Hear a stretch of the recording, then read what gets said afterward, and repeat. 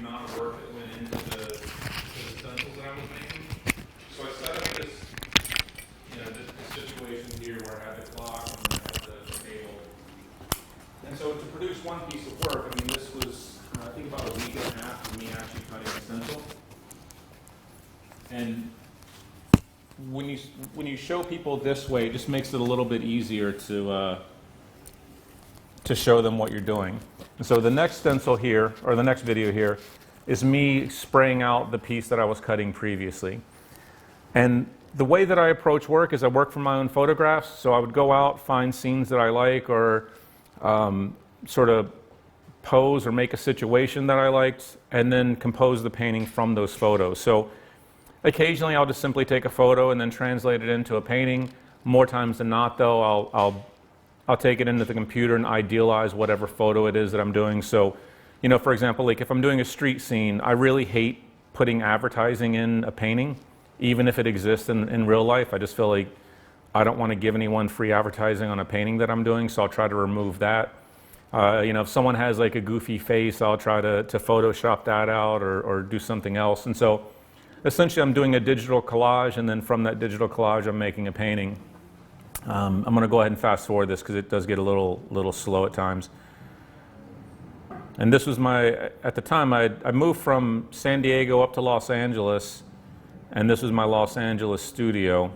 And so that's the final result of the stencil that I was cutting. And so, but in the beginning, just to explore the medium a bit more, I was working with very simple subject matter. I was working with just snapshots of friends of mine, and had a surplus of photos, of course. We just go through, and this was really me trying to hone my skills cutting stencils, understanding how things separate, understanding the tones, the composition, and the way that my personality is, I always try to fill up blank space. So having just simply a black background didn't look good to me, so I started putting patterns in the back. It's something that sort of stayed continuous throughout my work, but the patterning is something that I really like. And so once I felt like I was good enough with stencils that I could evolve past just doing these simple portraits, I then started focusing more on the content. And for me, the city life was always interesting, the way that a city, the spirit of a city, the way that a city's laid out, the energy of a city. If you're walking around a city at night when everyone else is asleep, you get a real idea of the way that a city feels. I mean, you get to see the architecture, you get to see the history, you get to see the way that it's laid out. And for me, this is something that I find interesting. So I started doing larger pieces, started focusing more on the city and the architecture. And then in 2003, I was offered a chance to go over to Berlin to be part of an exhibit there called Streetwise. It was me and about 12 other artists, and this was the first time I left the United States. When I left the US, I realized that there was a whole world out there that I hadn't seen. People, cultures, customs, food, places, architecture. All this stuff for me was brand new. And that kind of ignited my passion for travel, which continues to this day. Once I started doing the architecture a bit more, I then started integrating the people into it more and more. And at this time, I was still hand cutting everything. So I think this was the largest piece that I ever hand cut. This was 12 feet by 15 feet, if I recall. And took me about 3 weeks to cut this. At the time, I was cutting, about 12 hours a day. And it was absolutely killing my hand. I started getting acupuncture treatments to help treat that because I started developing carpal tunnel. And so eventually I moved towards using lasers for my larger pieces. So along the lines of the travel, in addition to simply just walking the city streets and seeing the world that's around you, I also started trying to find alternate spaces. I started getting involved more in some of the urban exploration that was out there, starting to see like the underneath a city, trying to see above a city. And so, although I don't use these for photo or don't use these for paintings, I do appreciate the photos for just what they are. This is a time that I found myself on the Chrysler building in New York City on the Eagle. This gives you a better idea of where it is. So it's been in movies like Spider-Man and Men in Black and things like that. It is an absolutely terrifying experience, and yes, you do feel like you're going to poop your pants when you're out there, but I also know that if I didn't go out there and take that photo, I would regret having not taken that photo. So better to regret the things that you've done than the things that you haven't. During this time, still photographing the city, still trying to incorporate people and places and things, trying to capture the energy of the way that a city moves. And so I started getting more conceptual with some of the work that I'm doing. This is with a model that I had admired for years, and we did a photo shoot in the Chambers Street station, which is the New York City subway station.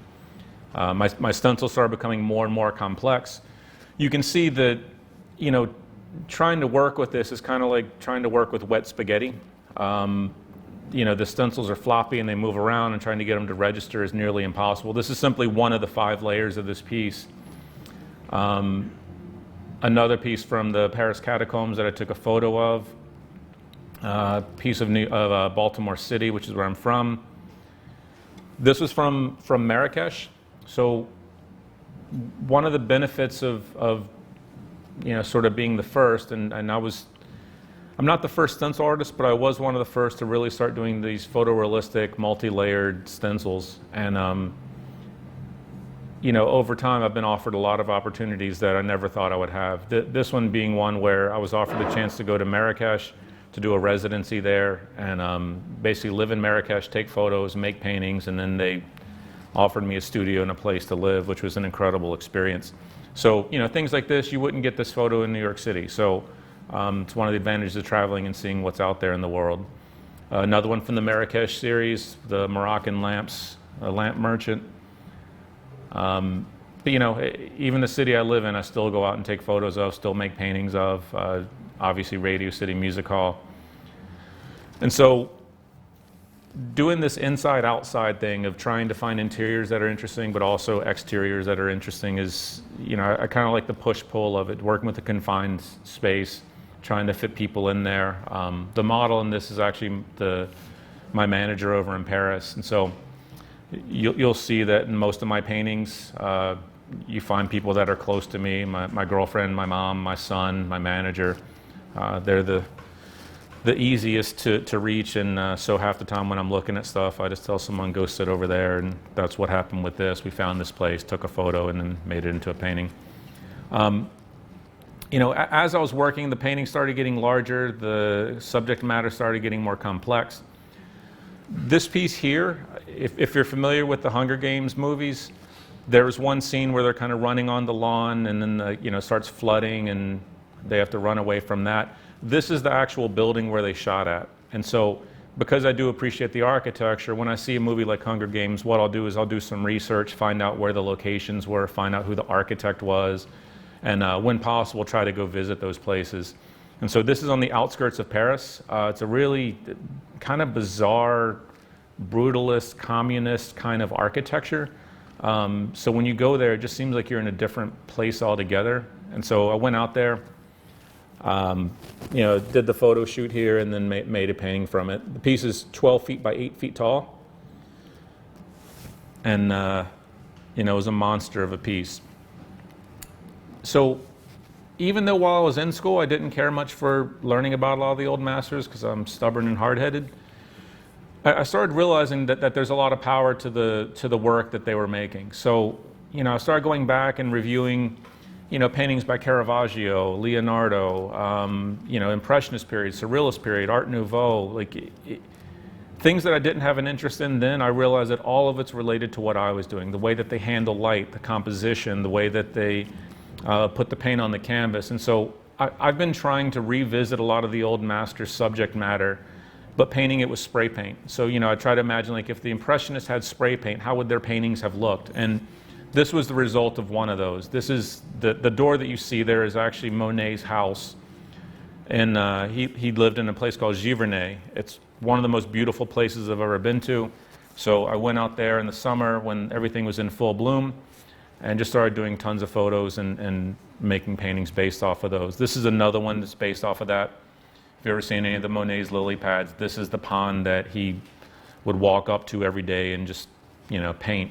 So standing in the same place where Monet stood, for me, was a real powerful thing. And it was the first time I could tie the past to the present and understood why he painted that. Because when I was standing there, I'm like, this is just amazing. And so things that I thought weren't related to my life, come to find out they all actually were.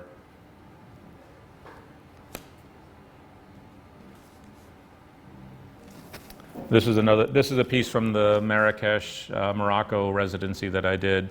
You can see this was the studio that they gave me. It's incredible light, and just spent my entire day painting away, which was my idea of heaven. The subject matter was also from the markets that are there in Marrakesh.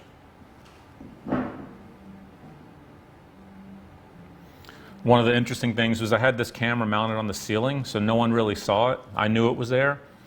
And there was times where I would take a break for lunch, and I would come back and look at the camera and realize that like the workers would come in and they were like going through my paintings and looking at them. It's just kind of funny seeing which ones, like you could tell by the expression on their face that they liked some of them, and some of them they were like, I don't know about that one. But you know, have that video somewhere.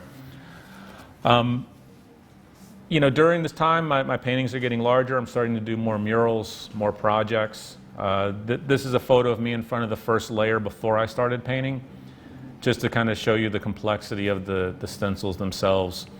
And so, you know, trying to get this to line up evenly on a wall is extremely difficult. Luckily with this, because it had bricks, there was a horizontal line that was kind of easy to follow. But, you know, the more complex the piece, the better it usually is, so it means that the challenges that you face are proportionate to the rewards that you receive. Another master's here. This is Arcimboldo. He was an old master who, what he's best known for was a series of portraits that are all composed of arrangements of vegetables and fruit. And so when I was doing the Monet thing, because he worked with flowers so much, it kind of led me down this path, and then I also did this piece, which, you know, you can see it's just all comprised of flowers, not actually a person. This is the mural that I just showed you the stencils of two pictures earlier. This was the second largest piece that I'd ever done. It's 50 feet wide by 25 feet tall. It took about a week to spray out. The computer work and cutting the stencils and everything probably took about a month and a half though. So when I show up to paint a wall, the time that it takes me to paint is maybe 15% of the total time overall. So the piece that I'm going to be painting downstairs later today, that's kind of the fun part for me. The boring, grueling part is when I have to sit at a computer for 12 hours and work for the entire week to get everything done. But again, the work that you put in is proportionate to the reward that you receive. This gives you an idea of what my studio is like in New York. New York's a pretty cramped, expensive place, so you have to be crafty with how you're working. I only have about 12 feet of workable space, and so everything I have is usually built up against the walls. And I've been fairly creative with the way that I produce work, which I'll show you a little bit later. Another piece of my studio and the stencil before I start spraying. You know, and so keep in mind, during all this time, I'm still just going out and seeing the city, the top, the bottom, left, right, any place that I can creep into, I try to get into. It does go without saying that this is not something you should just run out and go up into a subway tunnel. There is 750,000 volts of electricity that there is no second chance if you hit it, so if you hit it, you die. But it does make for also beautiful photos. So one of the more interesting places that I was able to paint is I got an offer to go down to Hard Rock Stadium, which is where the Miami Dolphins play. So, you know, street art 20 years ago they would arrest you for. Street art nowadays they pay you for. So the stadium has realized that a lot of times when people go to the football games, they're just going with someone who loves football, but maybe the other person doesn't. So they're trying to put other things that are of interest in the stadium. So I was one of about 12 or 20, I forget how many total, artists that were invited in, offered a chance to paint a mural in here. They paid us fairly well. And so I wanted to do like a Miami scene to kind of remind you that outside of this cramped stadium in the hallway, there was actually the beautiful city outside of that. So if you went to go watch a game, when you go in to get a hot dog or pretzel or whatever else, you would be standing there looking at my mural as you were waiting in line and paying for things too much. This is my son and I. My son just turned 12 last week. I try to take him along to as many things as I can. 2 weeks ago, I took him to Cincinnati and made him be my assistant. I feel like there's no life that has been disadvantaged by being exposed to art, and certainly no life that's been disadvantaged by understanding a work ethic and how things are created. So I try to bring him along as much as I can, even though he's focused primarily on math and science. If, you know, him seeing how I create things, understanding a different way of the way that the world's sort of put together, I find that he's a bit more well-rounded than some other people instead of focusing solely on just one thing. So back to the Giverny Monet garden. Here's a series of things that the next three photos all kind of related to each other. So this was a 4-foot by 8-foot painting that I did.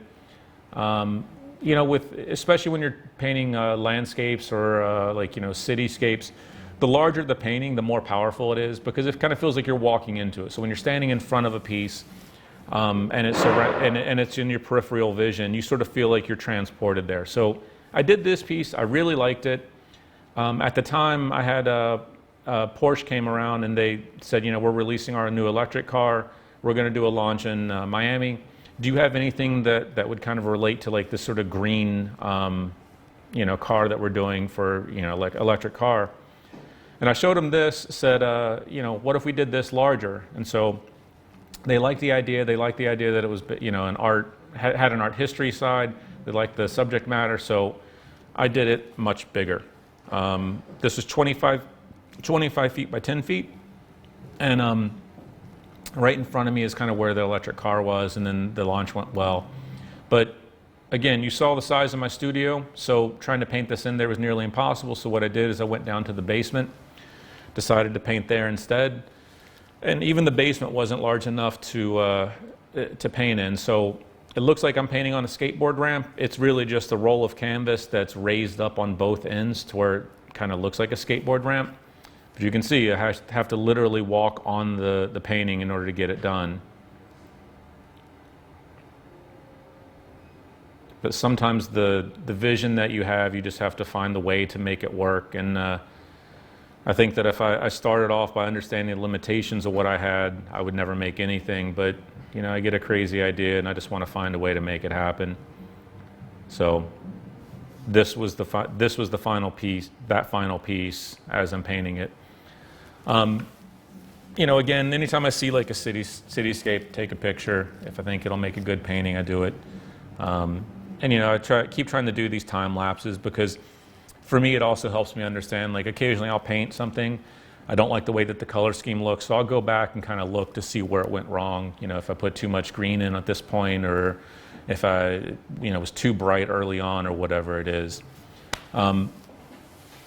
You know, again, getting flown around the world painting. This is for like an auction house in Paris where they did a live painting thing. The piece that I did ended up being auctioned off. Continuing to explore San Francisco on the old Bay Bridge. They tore down the Bay Bridge, so the one on the right is the new one. The one I'm standing on is the old one that's unused. And we sort of found a way up there and made our way up to it and got these photos. Another one of Paris. You know, and so when you're zipping through a subway tunnel or, you know, even like a car tunnel or whatever else, you don't give much thought as to where it is that you are.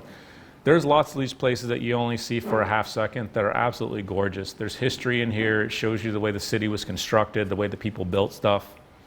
This is a piece I did for Miami, for the Miami Marine Stadium. In Miami, there is a stadium that's built dedicated for marine activities. So in the 60s, this stadium was built so that people could watch speedboat races. So you would sit with, like, instead of a field, you would just have the water in front of you and boats zipping by at 180 miles an hour. Hurricane came, sort of fell into disrepair, and so they're doing renovations on it. And they allowed artists like me to go in there, paint, and then they started selling off the prints for part of the renovations, showing you some of the murals, the way that the stencils look. Again, another process shot. So, you know, when I'm working, it's hard to see the big picture sometimes because you're just working in this little section. So this piece here became, you know what, I changed up that piece there became this mural. And so that's the entire body of work that I did for Monet's garden. Continuing to revisit some of the old masters. This is the execution of Lady Jane Grey from Delacroix. Continuing to explore the cities, top of the Woolworth building in New York. Woolworth Building at one time was the world's tallest building, and they decided they were going to turn the top 15 floors into condos, which was unfortunate because it's such a beautiful building with so much history. And when you turn something into condos, it means that no one else can go in there unless you have lots of money. Last I heard, the condo on the top floor, which is where I accessed this from, was purchased by George Clooney. So each summer for the past 3 years, my girlfriend and I go to Paris, and we try to live there for at least 2 months. You know, immersing yourself in someone else's culture and seeing what the customs and the cuisine and the way that the city operates, it kind of helps you see things with fresh eyes. So this piece was done from one of my many trips over there. Walking around at night, just seeing the way things are. Well, not me, but the other part. And the interesting part is if you look sort of in the center to the left a little bit, there's a couple that's kissing there.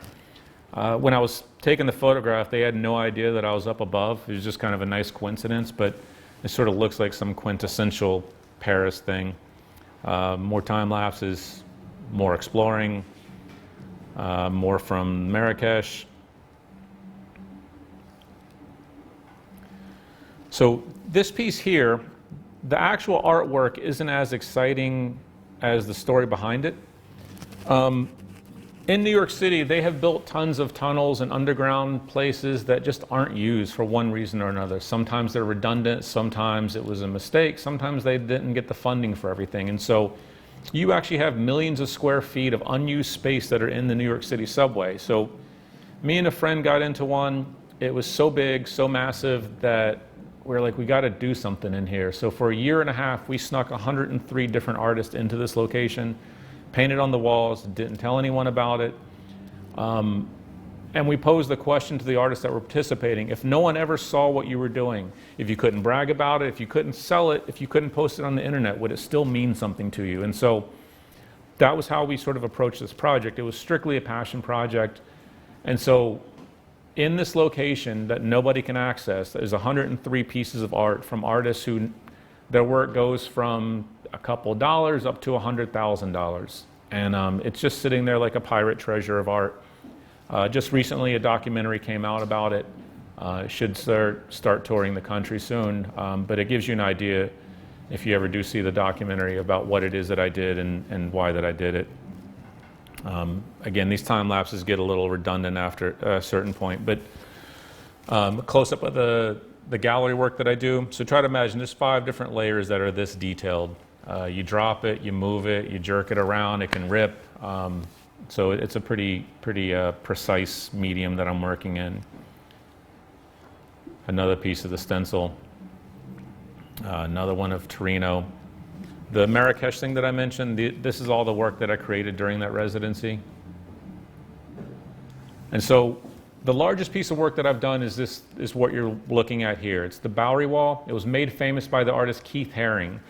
Keith Haring at the time cleared away all the crap that was in front of it, decided he was going to paint his work on there, and from that point forward it became known as like the Bowery Wall. Real estate developer bought this in the 90s and decided that they liked the history and they understood that the art meant something, and so they vowed to keep this as an art wall, a non-commercial art wall. If they were to rent this location out, they could get about $150,000 a month because there's so much traffic that goes through here, but their dedication to the art has kept this as a wall that's focused solely for the creative pursuits of artists. This piece ended up being 80 feet by 20 feet. Used a total of 1,050 stencils. The weight of all of those stencils was 800 pounds. And so when I was painting this, you know, when I paint, I have to do 1 layer per day. So once you start, you can't stop until a layer is put up. With this piece, I started working roughly 4 o'clock, 5 o'clock in the morning, would work until about midnight. So I'm working somewhere between 13 to 16 hours a day when I'm putting these up. And to this date, this still is the largest mural that I've done. I had 2 assistants on it, but primarily it was me that was doing the majority of the work.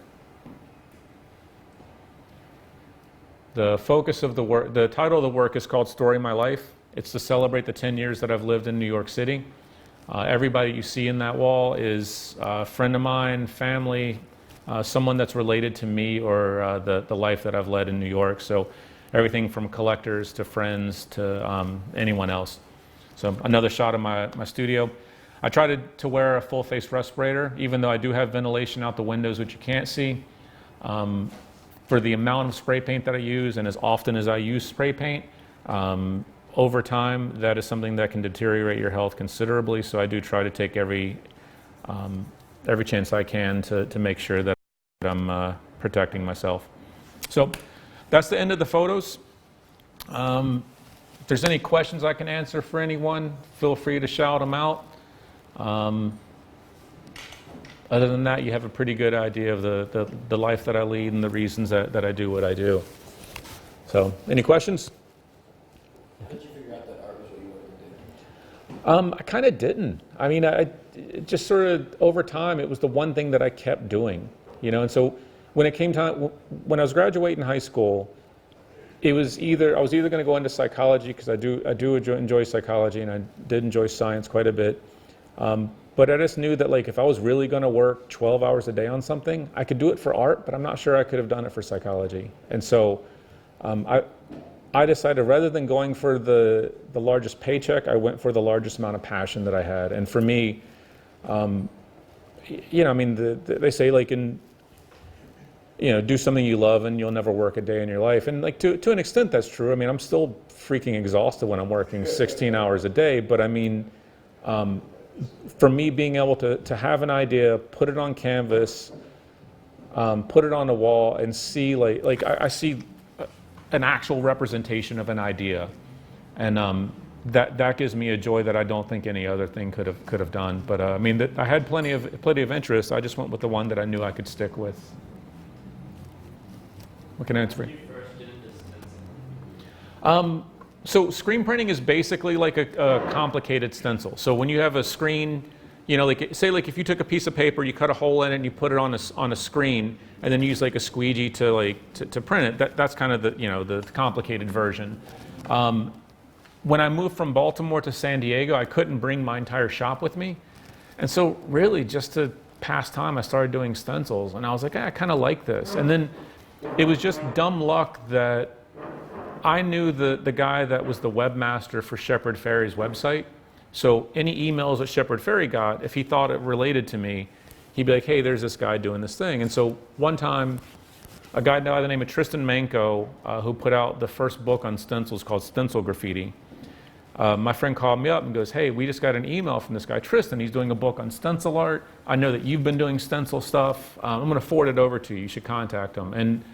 And I did. And I had only been doing stencil for maybe 4 months. And I sent him my stuff. He goes, I love it. We're going to put it in the book. And so I was in a book. And, after that, I had the motivation that I didn't have before to start pushing it as much as I could.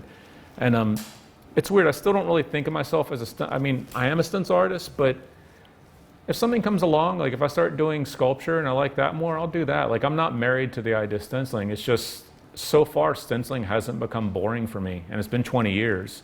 So until I feel like I've exhausted all opportunities, like I'll stick with it. You can do. Can you describe the process of how you laser out stencils? Yeah, so some of it's technical and kind of boring, so I'm going to give the shorthand version. But so when I start with the photograph, I break it down to high, medium, and low contrast, and so everything is as contrasty as it can be. It's straight black and white.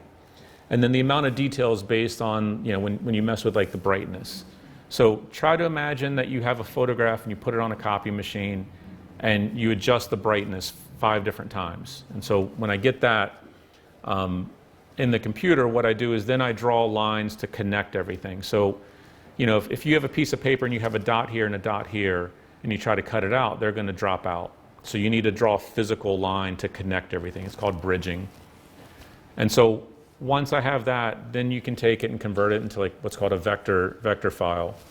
And with laser cutters, they read anything that's a vector file. So if it just traces along the path for whatever it is. So as long as you format your image so that everything's connected and it holds together, you can then just send it to a laser cutter and it'll cut everything out like that. If few other technical, like, boring things along the way, but that's sort of the short of it. Do you have a question? I was gonna ask you this. When you travel to places to make murals, do you make the stencils beforehand and then travel with them? Yeah. The one thing that really sucks about stencils is that there's not much freedom for a lot of things. Like if I don't know the size of a wall before I show up, I can't do a mural. So the good thing is that it's done before I show up and that I already kind of know that everything's there waiting for me. The bad thing is that if there's any sort of variance, if someone's like, oh, we measured the wall the wrong way, we measured it in feet instead of meters, like then there's no plan B for it. I just can't do it. And I work with one specific laser guy that I've worked with for 15 years. He's the only person that I trust. And so even when people are like, we'll cut it for you, like I stick with what I know, and what I know is 100% guarantee versus trying to find new things or new people. So how do you transport your stencils? You said they can rip and tear easily? They do. I have everything to where the way that I format stuff is I section it out so that, obviously I can't do like a 80-foot stencil. So everything, you saw how like everything's tiled out.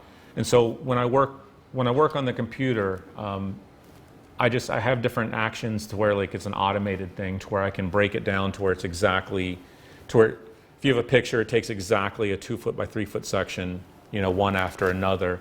And then when it cuts that out, I know that they'll be registered, when I put them right next to each other. And I'm going to start spraying out later on today, so if any of you are around, feel free to walk through and you can actually see when the stencil's up on the wall. But other than that, it's a pretty precise thing. Like one mistake along the way just screws up the whole thing, which I've done numerous times before learning. So. What's your favorite story on your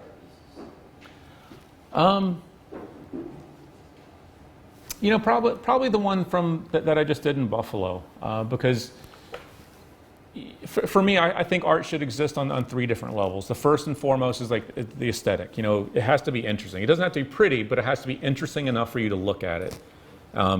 Like I've always felt like if you spend more time telling me about your work than I spend looking at your work, then you should probably just write a story instead. And so, first is the aesthetic. The second is if there's a story behind the artwork that you don't know about, and then the third is the artist, and if that artist has something interesting to say about it. And so, the piece in Buffalo was based on my girlfriend's story in Buffalo. And so her dad passed away last year because of cancer. And so that entire piece is actually a tribute to like her dad and to other people that we lost to cancer and stuff. But you don't need to know that in order to appreciate it. You just look at it and you go, oh, it's kind of a cool picture of Buffalo or whatever. So I jokingly say I try to make someone cry with my art every year. And so usually it means that like for my mom, I'll do a picture of her mom and give it to her. And so when you take a photo of someone and you make it into a painting, it makes it into a more permanent thing. It just seems more substantial than a snapshot. And so over the years, I've had friends that have passed, or family that has passed, or whatever else. And to honor them, I try to paint a portrait and give it to family or friends or whatever else. And that's the sort of stuff I'll never put up on screen or whatever else. And because sometimes when you're doing art and you're in your studio and no one's around, art can seem like it's kind of a superficial thing, like you're just painting pretty pictures. But the truth is, when you paint someone, you sort of immortalize that person. And so that, for me, that's when things start becoming really interesting. So I guess that's about the closest that I have, though. Not the happiest of it, but the most meaning for me personally. Anyone else? About how many works on average do you think you make a year, or does it vary too much to know? I need to sit. One of the many things that I'm trying to do next spring is try to sit down and get a handle on how much I'm doing and become a little more organized for stuff. I just make work, almost to like an obsessive level, because I don't really know how to sit around and watch TV. Like I don't watch any TV shows. I don't read as much as I should unless I'm on a plane. I just make work. And I think that everybody's good at one thing. And I was fortunate enough to find the one thing that I'm good at, and I just do it obsessively. And so, I mean, I would say I make at least 3 dozen pieces a year.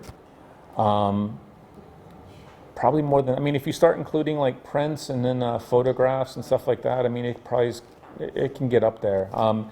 And you know, like a lot of the pieces I do don't actually make it out of the studio. Sometimes you have a great idea that doesn't translate into a good painting. And so I'll paint something and be like, God, it looks like crap. And I'll roll it up and throw it up on a shelf. So I have hundreds of paintings on a shelf that no one's ever seen. But you know, sometimes you just got to work through an idea before you're certain that it's not gonna, you know, look good. So I see if you can follow me here. So the layers that you put upon, you know, your pieces. So Mhm. let's say you're doing the world, right? So you would get your first layer, which would probably be, you know, the color blue or whatever like that. So just off the top of your head, how many layers would it require for you to make like a realistic picture of the world? Can you kind of give I us can. a- So when I first started, I had this idea that like the more layers, the better. The more layers, the more detail. And to an extent, that's true. Like the most I ever did is I did 21 layers painting clouds. Don't know why. A guy commissioned me to do a picture of clouds. And so it looked like clouds, but it was kind of had no soul to it. So what I realized is that the more layers you have, the less freedom you have to express like the colors. And so essentially you're just making a picture with like a Photoshop filter.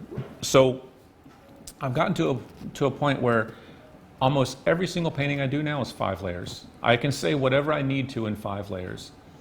And there's enough space there to where the way that I paint it, the colors that I choose, how I choose for those colors to blend, I need, stenciling is such a rigid medium that I need some sort of freedom that I can sort of play with. Otherwise, you're just a machine that's manufacturing stuff. And so unless you interpret the picture, it's not really art, it's just you printing it out.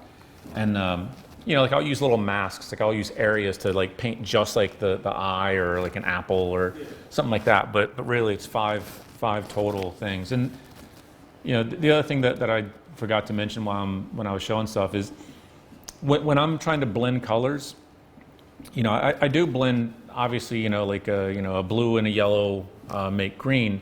But in addition to the colors that I'm blending, I'm also trying to blend the texture. So with some of my work, you'll see like the kind of dithered sort of stippling kind of pattern that spray paint makes.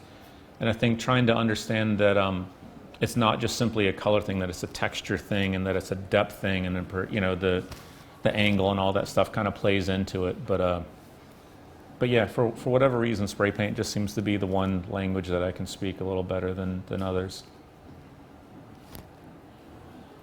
And another question, like, so I'm making note. Do you know approximately when today would you be start doing the stenciling? As soon as I'm done with lunch, I believe I think I have one other class after this, and then you know, I'll eat and then start in. Yesterday I'd hoped to start yesterday, but just prepping the wall, it takes a little bit longer. But at the end of the day today, I will have the first layer up. So yeah, if you stop by around 2, will probably be when it's worth looking at something. Has there ever been times that you felt like unmotivated and haven't wanted to paint it at all? Yeah, yes, but not creatively so much. Like sometimes just the business of art is really crappy. You know, it's like there's nothing worse than when you make something that's really good and then it doesn't get hung or doesn't sell or whatever else. So sometimes that side of it's really defeating. But you know, like I just retreat back in my studio and just keep making stuff. But because the stencil process is such a long process, my brain thinks about twice as fast as my hands work. So, you know, when I'm sitting there doing boring computer work, if I have an idea, I just jot it down. And then I obsessively take photos. So I have about 4 terabytes of photos. And, you know, like something that wasn't interesting 5 years ago now is interesting. So I constantly go back and look at photos from like 2005 to present. And, you know, I'll go back and reinterpret those or decide something I didn't like then, I like now. But yeah, I mean, the only thing that really kind of gets me down sometimes is the business side of it. Because that for me, like that's the least interesting side, but paying rent is the most important thing. So it's, you know, you have to be good at something even if you don't want to.